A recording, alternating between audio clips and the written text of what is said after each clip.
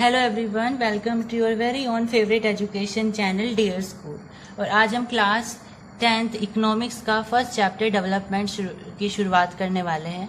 और इस चैप्टर में हम बहुत सारी इंटरेस्टिंग चीज़ें देखेंगे कि डेवलपमेंट का असल मतलब क्या होता है।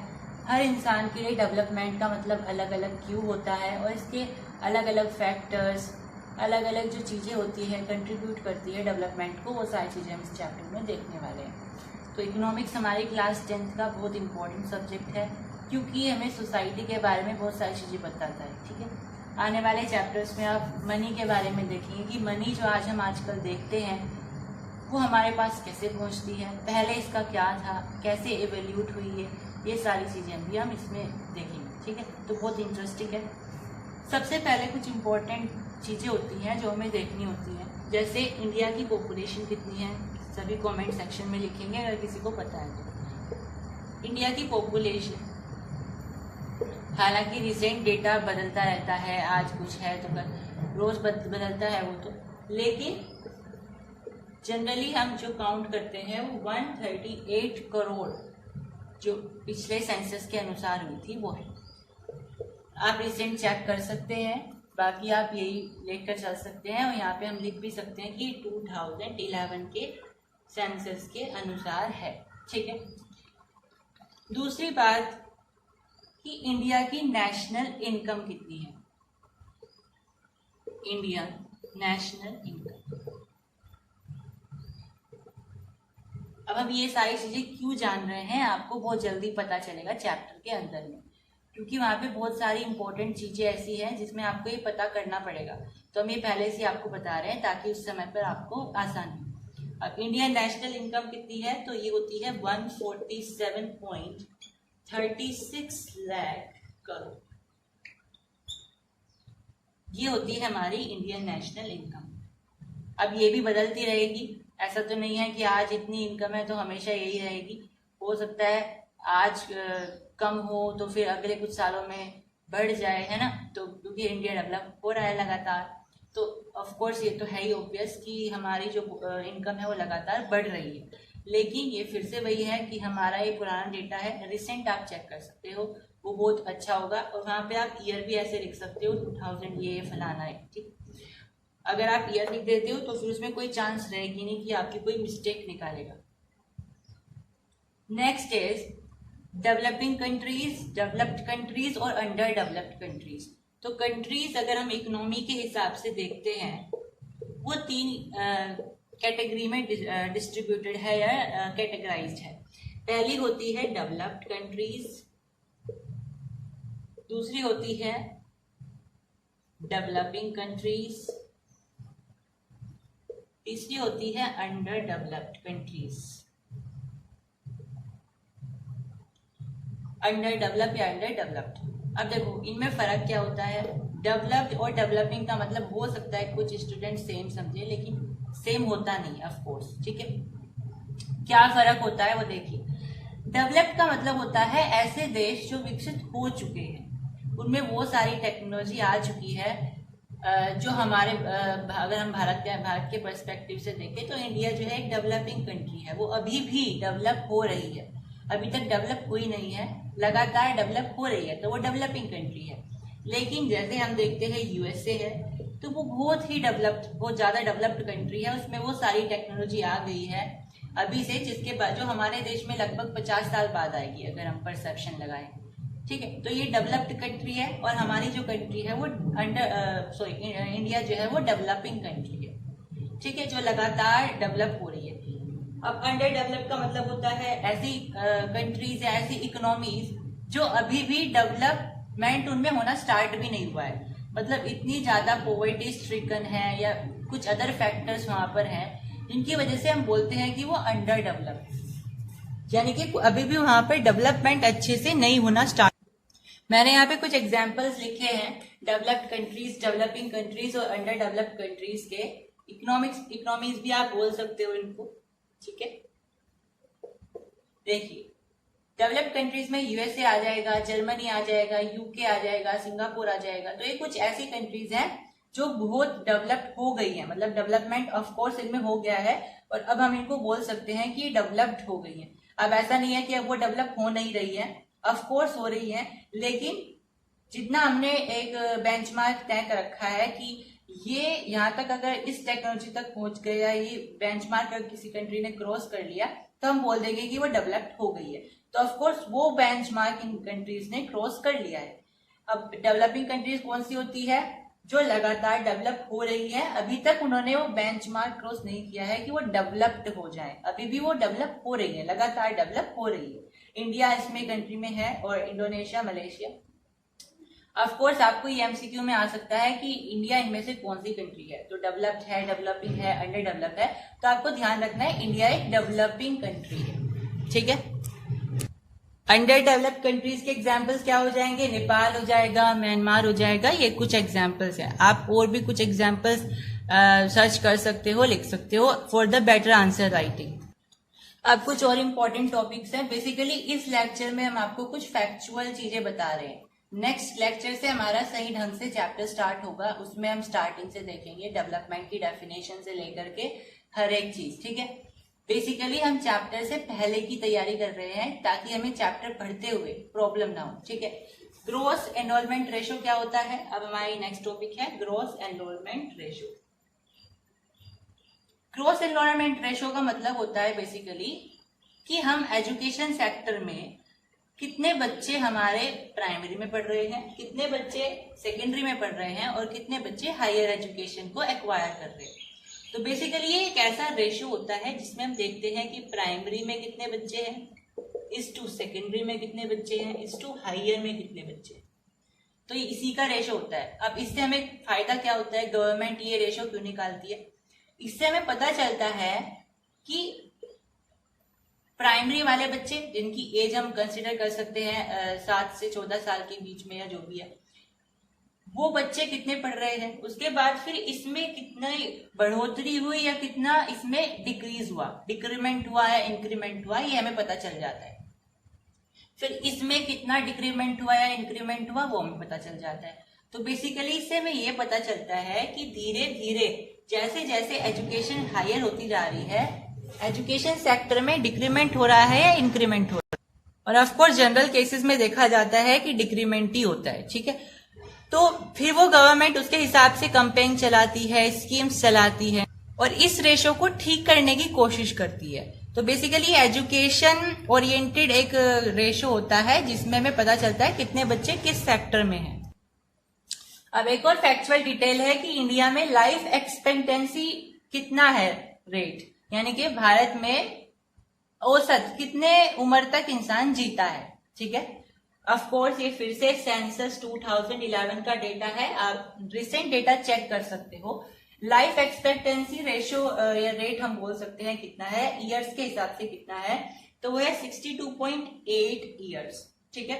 62.8 ईयर्स है अगर हम सेंसस 2011 के हिसाब से देखिए। वैसे आपको जरूरत नहीं है रिसेंट चेक करने की। अगर क्वेश्चन आता है तो आप आंसर राइटिंग में यहाँ पे सेंसस 2011 लिख सकते हो ब्रैकेट। वैसे एमसीक्यू में ऐसे ऐसे आते नहीं हो, अगर आपको आंसर राइटिंग में लिखना है तो आप ऐसे लिख सकते हो। एमसीक्यू की टेंशन नहीं लेनी है क्योंकि एमसीक्यू में इस तरह के क्वेश्चन नहीं आते हैं कि रिसेंट डेटा बताइए, ठीक है। नेक्स्ट हमारा टॉपिक है human development vs economic development. चलिए, अब ये दो टर्म्स हैं हमारे, ह्यूमन डेवलपमेंट, इकोनॉमिक डेवलपमेंट। अब ह्यूमन डेवलपमेंट का मतलब क्या है और इकोनॉमिक डेवलपमेंट का मतलब क्या है? बेसिकली अगर मैं इनको शब्दों के अनुसार बताऊं तो ह्यूमन डेवलपमेंट का मतलब है हम इंसानों के अंदर, हम इंसानों में क्या डेवलपमेंट हो रही है और हम इंसानों के विकास के लिए क्या क्या फैक्टर्स, क्या क्या एक्सपेक्टेशन जरूरी हैं। वही इकोनॉमिक डेवलपमेंट के मतलब होता है देश का विकास। देश का विकास इन द सेंस उसके आर्थिक स्थिति, उसके अर्थशास्त्र का जो विकास होता है वो उस सेंस में। अब बेसिकली इसका मतलब क्या होता है, डिफरेंसेस क्या है दोनों में, वो देख लेते हैं। ह्यूमन डेवलपमेंट का मतलब होता है या इसके अंदर में आता है इंक्लूड मॉनेटरी और नॉन मॉनेटरी एस्पेक्ट। मॉनेटरी और नॉन मॉनेटरी का मतलब क्या होता है? मॉनेटरी का मतलब होता है पैसे से संबंधित और नॉन मॉनेटरी पैसे से संबंधित ना हो जो, यानी कि हर चीज आप पैसे से नहीं ले सकते हो ऑफ कोर्स। हर चीज हम पैसे से नहीं खरीद सकते हैं। जैसे अभी कोरोना आया था तो अमीर अमीर लोग भी उसमें ग्रस्त हो गए थे। तो ऐसा नहीं है पैसा है तो सब कुछ है। जैसे फ्री पोल्यूशन फ्री एनवायरनमेंट हो गया, डिसीज फ्री एनवायरनमेंट हो गया, हैप्पीनेस हो गई, ये कुछ ऐसी चीजें होती है जो पैसे से नहीं ली जा सकती, राइट। तो ह्यूमन डेवलपमेंट के लिए ऐसी चीजें भी जरूरी होती है जो पैसों से संबंधित हो, और ऐसी चीजें भी जरूरी होती है ऑफ कोर्स जो बिना पैसे के। हैप्पीनेस हो गई, पोल्यूशन फ्री एनवायरनमेंट हो गया, डिसीज फ्री एनवायरनमेंट हो गया, ये सारी चीजें। तो अगर इंसान को विकास करना है तो इंसान को विकास करने के लिए दोनों चीजें जरूरी होती है, मॉनेटरी भी और नॉन मॉनेटरी भी। वही अगर हम अर्थशास्त्र की बात करते हैं या हमारे इकोनॉमी की बात करते हैं तो उसके लिए केवल और केवल पैसे की जरूरत होती है विकास करने के लिए, क्योंकि इकोनॉमी का मतलब ही होता है कि हम इनकम के हिसाब से कितना डेवलप हो रहे हैं, राइट। नेक्स्ट, ह्यूमन डेवलपमेंट में हम क्वांटिटेटिव और क्वालिटेटिव ग्रोथ की बात करते हैं। मतलब ऐसी ग्रोथ या ऐसी बढ़ोतरी किसी चीज में जिसमें क्वालिटी भी हो और क्वांटिटी भी हो, मतलब कि वो चीज ज्यादा भी हो और साथ के साथ उसकी क्वालिटी भी बढ़िया हो, ठीक है। जैसे एग्जाम्पल के लिए हम बोल सकते हैं कि हमें 10 पैकेट बिस्किट के मिले और साथ के साथ उन बिस्किट की क्वालिटी भी बढ़िया हो, ठीक है। वो हो गए हमारे पास ह्यूमन डेवलपमेंट, क्योंकि हमें वो खुद खानी है। अब इकोनॉमी में हमें उसे बेचना है तो उसमें हम क्या बात करेंगे कि वो जितनी ज्यादा हो क्वांटिटी में उतना बढ़िया। अब टेस्ट टास्क जिसे लेना है वो देखे, तो उसमें क्वांटिटेटिव यानी क्वांटिटी, मात्रा कितनी है वो मायने रखती है। ह्यूमन डेवलपमेंट में इट इज एंड और final good of all development. भाई जितनी भी डेवलपमेंट हो रही होती है, चाहे वो इकोनॉमिक डेवलपमेंट है, चाहे वो कोई भी डेवलपमेंट है, उसका मेन मकसद क्या होता है, असल में आखिर में आकर के ह्यूमन डेवलपमेंट को फायदा पहुंचाना। क्योंकि ये सारी डेवलपमेंट, इकोनॉमिक डेवलपमेंट हो या जैसी भी डेवलपमेंट है, वो सारी करवा कौन रहा है, ह्यूमन करवा रहे हैं। तो ह्यूमन डेवलपमेंट ही उन सब डेवलपमेंट का मेन और फाइनल गुड होता है। मतलब कि लास्ट में आकर के उन्हें ह्यूमन डेवलपमेंट ही करनी है। भाई अगर इकोनॉमिक डेवलपमेंट होगी तो उससे मॉनेटरी फंड मिलेगा, तो मॉनेटरी तो ह्यूमन को चाहिए होता है। हालांकि नॉन मॉनेटरी वो खुद ले लेगा, फिर हैप्पीनेस हो गई, ये सारी चीजें वो तो खुद ही ऑटोमेटिक होती है। बीएमआई जिसकी फुल फॉर्म होती है बॉडी मास इंडेक्स। अब इसे हम निकालते क्यों है, फॉर्मूला क्या होता है, तरीका क्या होता है, वो बात की बात है। पहली बात यह है कि हम इसे निकाल क्यों रहे हैं, बॉडी मास इंडेक्स को, इसे गवर्नमेंट निकालती क्यों है। तो उसके कुछ रीजंस होते हैं। पहला उसका कारण होता है कि बॉडी मास इंडेक्स हमें यह बताता है कि कोई इंसान पोषित है, कुपोषित है या वो ओवरवेट है। सुना होगा ना, कहीं आंगनवाड़ी वगैरह जो होते हैं वो सर्वे करते हैं, वो पता करते हैं कि किसी के बच्चे या कोई इंसान कुपोषित है या पोषित है, वो उसकी लिस्ट बनाते हैं, है ना। तो वो निकालते क्यों है, क्योंकि गवर्नमेंट को ये पता चल जाता है कि मेरे देश के अंदर में कितने लोग पोषित हैं, कितने कुपोषित हैं। और अगर जितने ज्यादा फिर कुपोषित होंगे फिर वो उस इलाके में क्या करेंगे, कोटा वगैरह फिर वो पहुंचाएंगे, यानी कि फूड पहुंचाएंगे हेल्दी, बच्चों के लिए या बड़ों के लिए, जैसे भी। समझ में आए। तो ये इसलिए निकाला जाता है ताकि कंट्री का वेलफेयर हो सके। तो अगर आपको ये क्वेश्चन आता है कि क्यों निकाला जाता है तो आप ऐसे बता सकते हो। और निकाला कैसे जाता है अब ये देख लेते हैं।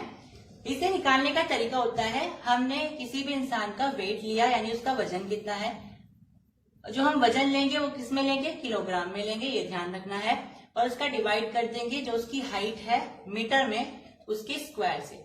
मान लीजिए कोई इंसान है जिसका वजन कितना है, 25 किलोग्राम है, और उसकी हाइट कितनी है, 1 मीटर है, ठीक है। तो 1 मीटर का हम 1 के स्क्वायर से डिवाइड करेंगे तो मेरे पास कितना बचेगा, 25 BMI बचेगा। ओके, अगर हमारा BMI 18 से कम होता है, लेस देन 18 होता है, तो इसका मतलब क्या है कि वो इंसान अंडर नॉलेज है, यानी कि वो कुपोषित है। समझ में आई। और अगर किसी इंसान का जो BMI है वो 25 से ज्यादा है, इसका मतलब क्या है कि वो इंसान ओवरवेट है। और अगर किसी इंसान का BMI 18 से 25 के बीच होता है, इसका मतलब है कि वो इंसान पोषित है, उसे हम बोलेंगे कि वो इंसान पोषित होता है। तो ये तरीका होता है पता करने का कि कोई इंसान पोषित है, कुपोषित है या वो ओवरवेट है। अब इसमें हम किन लोगों को इंक्लूड नहीं करते, ये क्वेश्चन MCQ में पूछा जा सकता है। तो ग्रोइंग चिल्ड्रन, यानी लगातार जिनकी उम्र बढ़ रही है और जिनका वजन, हाइट हर दिन बढ़ रहा है, तो उनके हिसाब से बढ़ रहा है, घट रहा है, उनके हिसाब से वो लोग पीएमआई की लिस्ट में इवैल्यूएट नहीं किए जाने चाहिए, क्योंकि उनका रोज जो हाइट में और वेट में जो है इंक्रीमेंट हो रहा है, इंक्रीमेंट ही होता है बेसिकली। तो ऐसे लोगों को, यानी जो ग्रोइंग स्टूडेंट्स होते हैं, टीन्स वगैरह होते हैं, उनको इंक्लूड नहीं किया जाता है। अब हमारे पास ये बीएमआई का कॉन्सेप्ट हो गया फिनिश। अब एचडीआर आता है। एचडीआर का मतलब होता है ह्यूमन डेवलपमेंट रिपोर्ट। ये रिपोर्ट निकाली जाती है ये पता करने के लिए कि किसी कंट्री के अंदर में ह्यूमन की डेवलपमेंट कैसे चल रही है। अब मैंने आपको फर्स्ट लेक्चर में बताया था ह्यूमन डेवलपमेंट क्या होती है, इकोनॉमिक डेवलपमेंट क्या होती है। तो ह्यूमन डेवलपमेंट की रिपोर्ट निकालती है एचडीआर की रिपोर्ट, और ये किसके द्वारा निकाली जाती है? यूएनडीपी के द्वारा निकाली जाती है। यूएनडीपी को हम नेक्स्ट स्लाइड में देखेंगे। और ये 1990s यानी 1990 के दशक से निकाली जा रही है लगातार, ठीक है। अब इसमें पता कैसे चलता है कि क्या है क्या नहीं है? ये एक लिस्ट निकालते हैं जिसमें सारे के सारे देश होते हैं, या जो भी देश जिन्होंने यूएनडीपी ने रजिस्टर कराए हुए हैं वो देश होते हैं। अब इसमें उन देशों के सर्वे किया जाता है और पता किया जाता है कि उनमें ह्यूमन डेवलपमेंट कैसी चल रही है, और फिर उनको रैंक दी जाती है। पहले नंबर पर कौन सी कंट्री है जिसकी डेवलपमेंट हो रही है, दूसरे नंबर पर कौन है, इस तरीके से।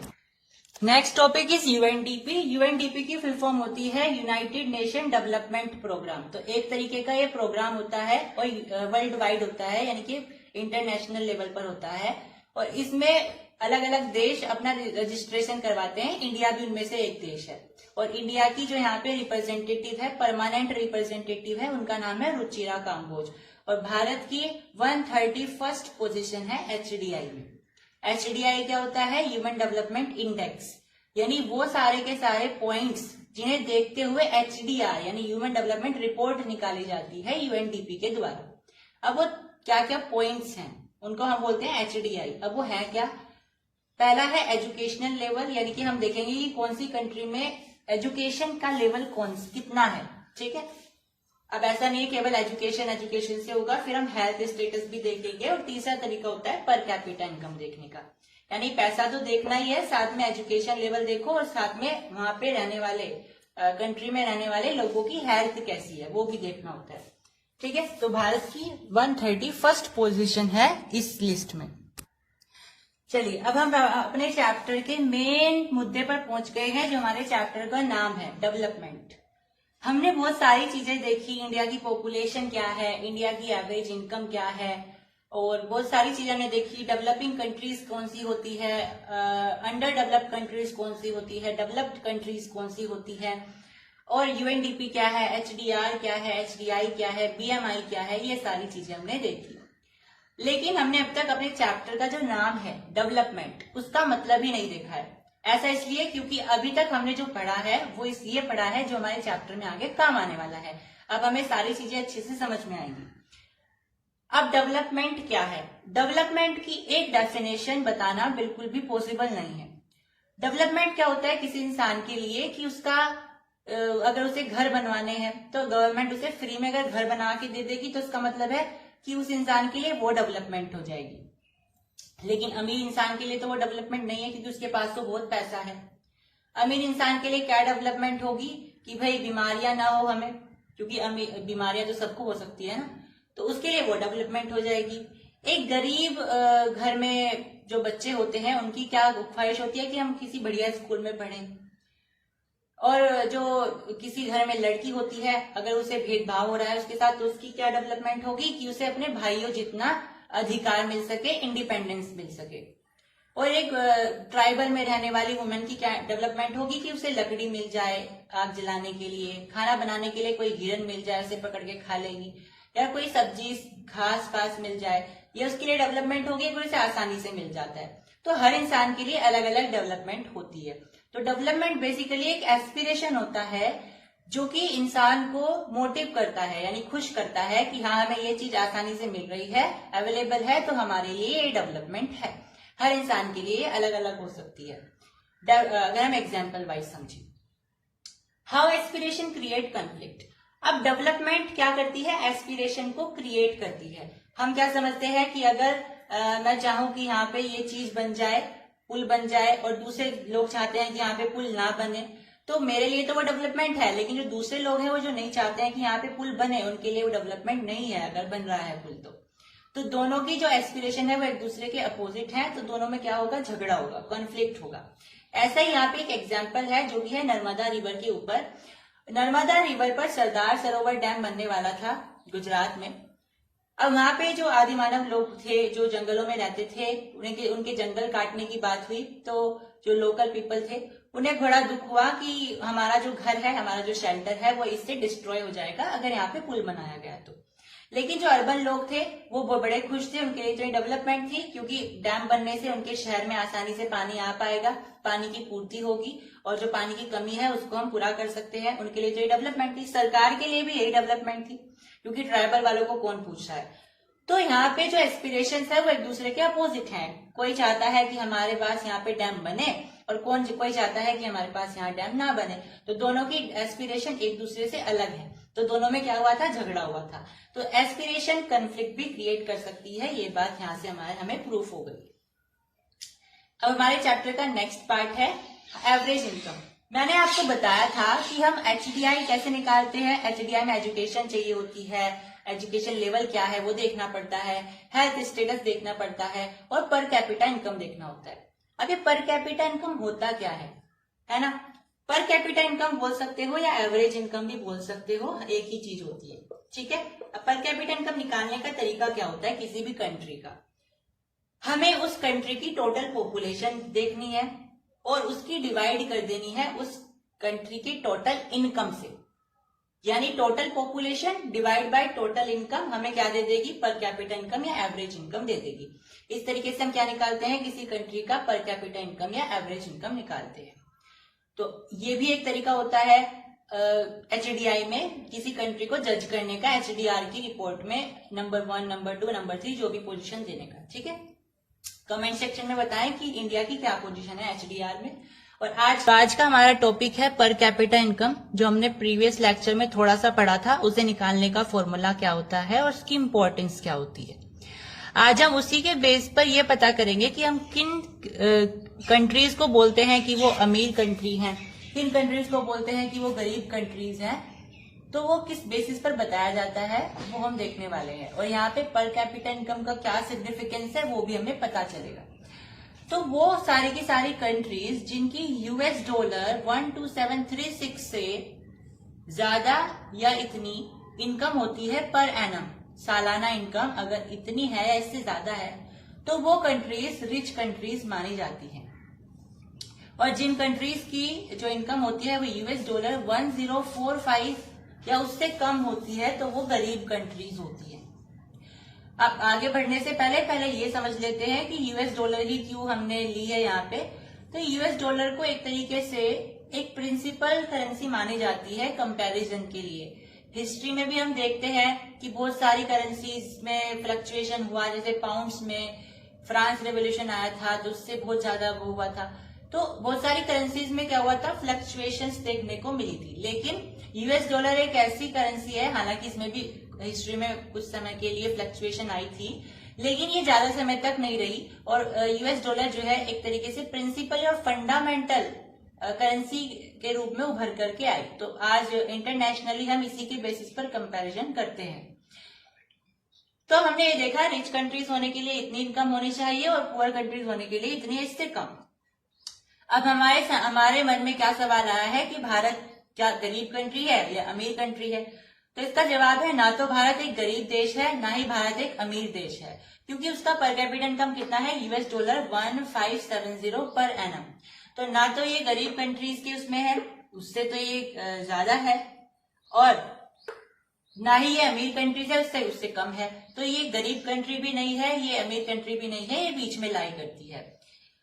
तो ये मॉडरेट कंट्री मान सकते हैं हम अकॉर्डिंग टू मनी, मॉनेटरी के टर्म्स में हम बोल सकते हैं कि हमारी जो कंट्री है वो मॉडरेट कंट्री है।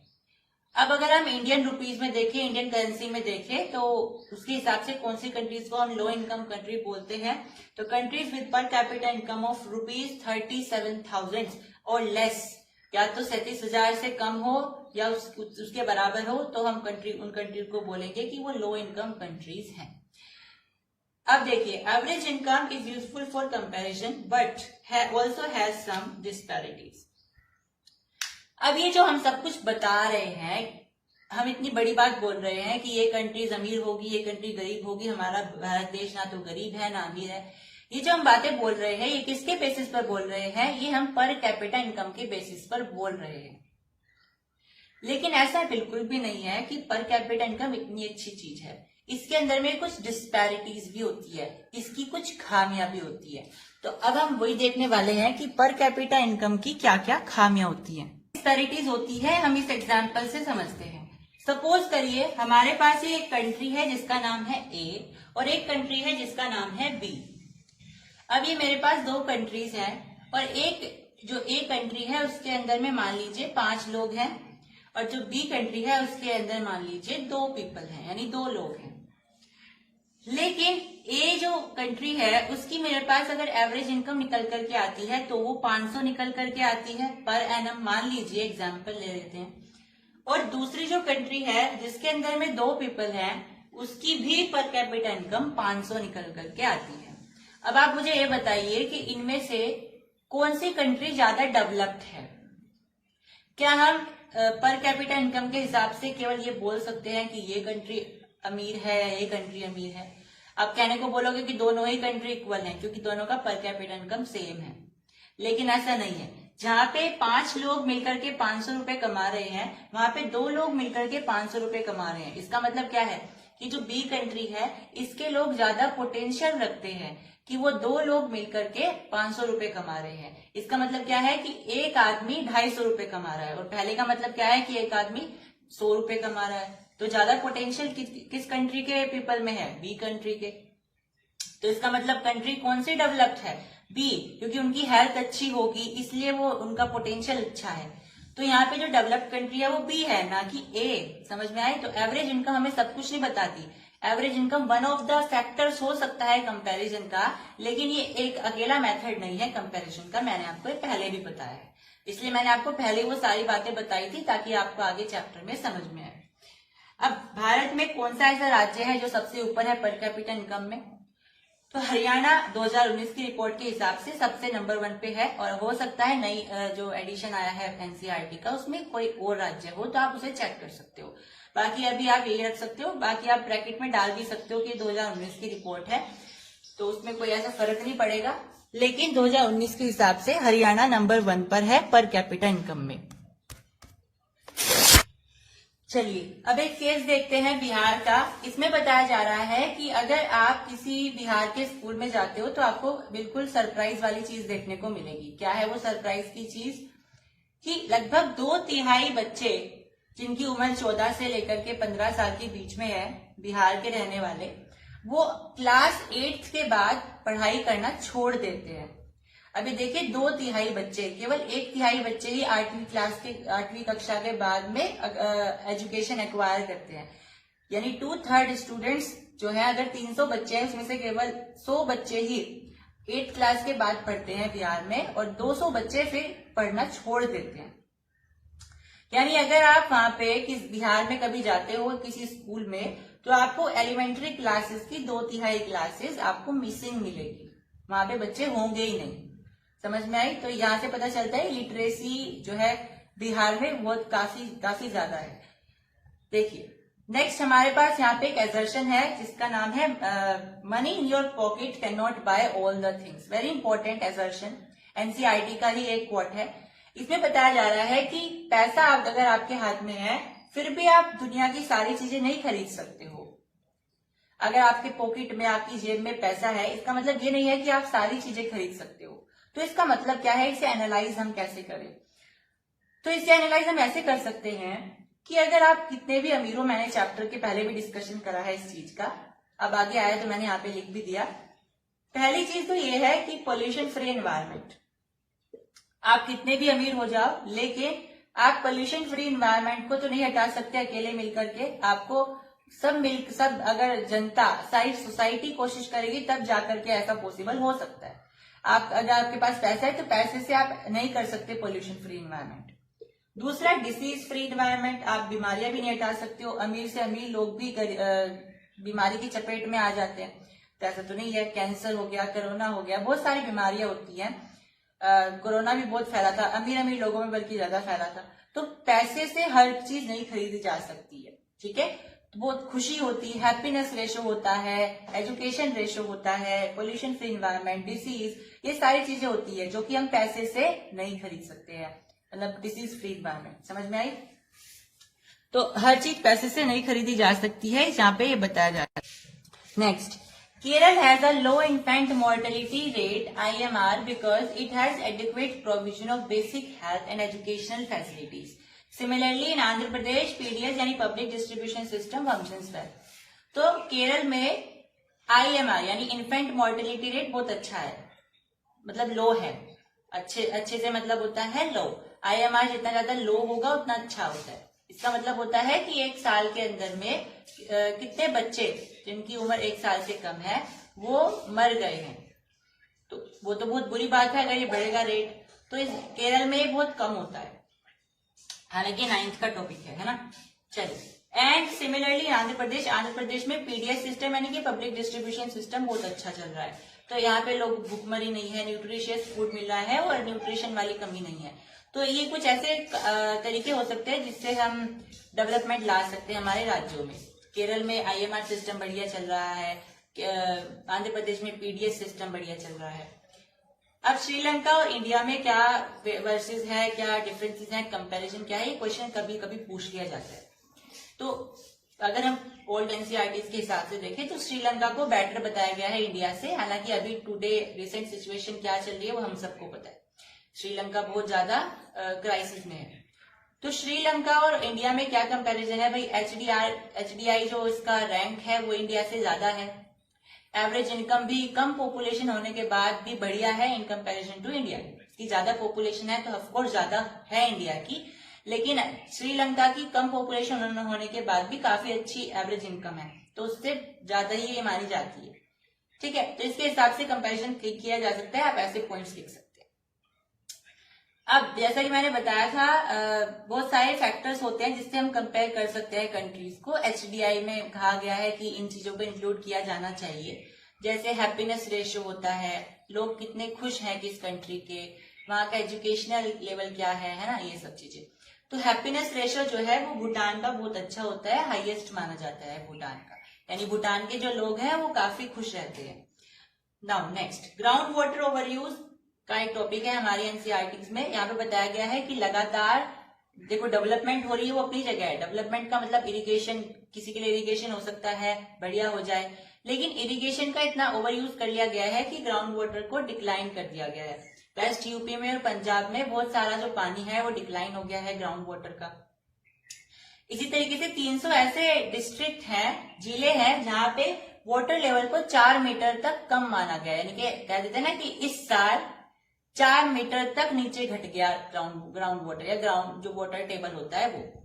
तो बहुत ज्यादा जो पानी है वो डिक्लाइन होता चला जा रहा है। तो यहाँ पे जो सस्टेनेबिलिटी होती है रिसोर्सेज की, वो उसके चांसेस कम होते जा रहे हैं। सस्टेनेबिलिटी का मतलब क्या होता है कि हम अपनी आने वाली जनरेशन के लिए अपने रिसोर्सेज को बचा के रखें, लेकिन जैसी करंट सिचुएशन है, पानी जैसे घटता जा रहा है, वाटर टेबल भी डिक्रीज होता जा रहा है, तो उसके हिसाब से हम ऐसा नहीं बोल सकते हैं। तो हमें इस पर क्या करना चाहिए? प्रिजर्वेशन लाना चाहिए, हमें पानी को लिमिटेड यूज करना चाहिए, ओवर यूज नहीं करना चाहिए। अब कुछ हम इम्पोर्टेंट एक्स्ट्रा चीज देखने वाले हैं जो हमारी एनसीईआरटी में नहीं है, लेकिन आपकी जस्ट नॉलेज के लिए है। तो यूएनडीपी के बारे में हम थोड़ी सी कुछ इंपॉर्टेंट और एक्स्ट्रा चीजें देखने वाले हैं। यूएनडीपी का मतलब मैंने आपको बताया था, तो आप प्रीवियस लेक्चर देख सकते हैं उसके लिए। ये थोड़ी सी उसके लिए एक्स्ट्रा डिटेल्स हैं। तो यूएनडीपी का जो मेन मकसद है, यूएनडीपी जिसके लिए बनाया गया है, वो क्या है? Human development. मैंने ह्यूमन डेवलपमेंट भी बताया था, इसलिए मैंने आपको स्टार्टिंग में वो सारी चीजें बता दी थी। तो यूएनडीपी का ओवरऑल गोल क्या होता है? ह्यूमन डेवलपमेंट होता है। अब इसके 4 फोकस होते हैं, मतलब इसे 4 कह देते हैं ना, 4 फील्ड में काम करना है, और ये मानता है कि अगर मैंने इन 4 फील्ड में 4 फोकसेस में अगर मैंने यहाँ पे काम कर लिया तो जो इंटरनेशनली डेवलपमेंट हो जाएगा, ह्यूमन डेवलपमेंट हो जाएगा। पहला क्या है? पॉवर्टी रिडक्शन, यानी गरीबी को खत्म किया जाए। दूसरा है डेमोक्रेटिक गवर्नेंस, मतलब लोकतांत्रिक सरकार होनी चाहिए हर कंट्री में। ऐसा नहीं होना चाहिए तानाशाही है, मोनार्की है, ये वाला सिस्टम नहीं होना चाहिए, डेमोक्रेटिक गवर्नेंस हो।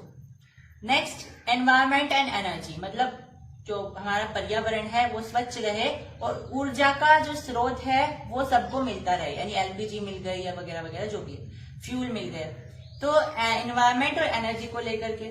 चौथा है क्राइसिस प्रिवेंशन एंड रिकवरी, जैसे श्रीलंका में भी क्राइसिस चल रही है, तो यूएनडीपी का क्या मकसद है कि क्राइसिस से कंट्रीज को बचाया जाए और फिर उसकी रिकवरी भी कराई जाए कि वो वापस से संभले कैसे, वापस से दोबारा स्टैंड कैसे ले, है ना।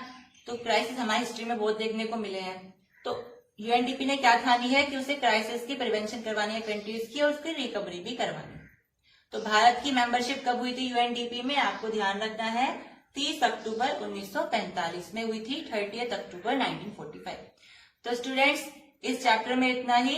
अगर आपको कोई डाउट है तो you can write down comment section, I will be responding you very eagerly, and thanks for watching the video. Subscribe dear school. Thank you.